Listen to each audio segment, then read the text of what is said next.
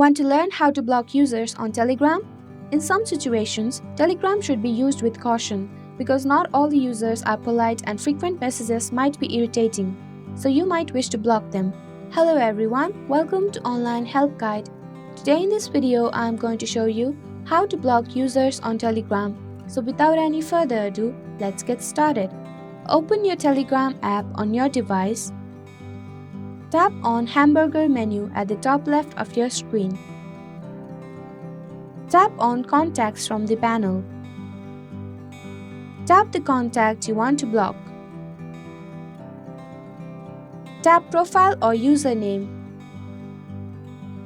Tap on 3 vertical dots on the top right corner. Tap on Block User. Tap on Block User to confirm it. There you go, the simple steps will show you how to block user on Telegram.